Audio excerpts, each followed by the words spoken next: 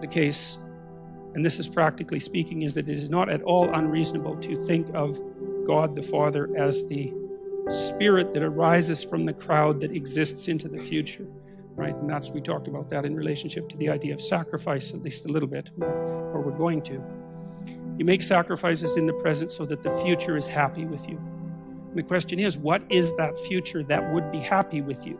And the answer to that is, it's the spirit of humanity. That's who you're negotiating with, because you make the assumption that if you forego impulsive pleasure and get your medical degree, that when you're done in 10 years and you're a physician, humanity as such will honor your sacrifice and commitment and open the doors to you, right? So you're treating the future as if it's a single being, and you're also treating it as if it's something like a compassionate judge. You're acting that out. And maybe we had to imagine God in that form before we could understand. Once we started to understand that there was a future, perhaps we had to imagine God in that form in order to concretize something that we could bargain with, so that we could figure out how to use sacrifice to figure out how to guide ourselves into the future. Because a sacrifice is a contract with the future, but it's not a contract with any particular person.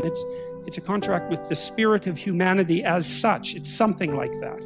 And so when you think about it that way, that should make you faint with amazement, because that is such a bloody amazing idea. To come up with that idea that you can bargain with the future, that is some idea, man. That's like the major idea of humankind. We suffer. What do we do about it? We figure out how to bargain with the future, and we minimize suffering in that manner. It's like no other animal does that either. You know, like lions, they just eat everything.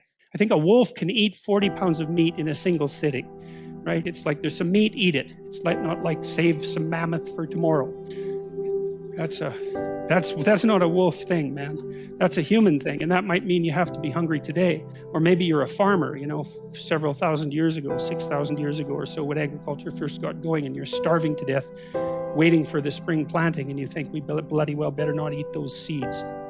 Right? And that's really something, to be able to control yourself, to make the future real, to put off what you could use today, and not just in some impulsive manner. Man, maybe your kids are starving to death. You think, we are not touching the seeds that we need for the future. And for human beings to have discovered that, and then to also have figured out that we could bargain with the future, it's like, man, that's something. And I think that the stories that are laid out in this book actually describe, at least in part, the process by which that occurred.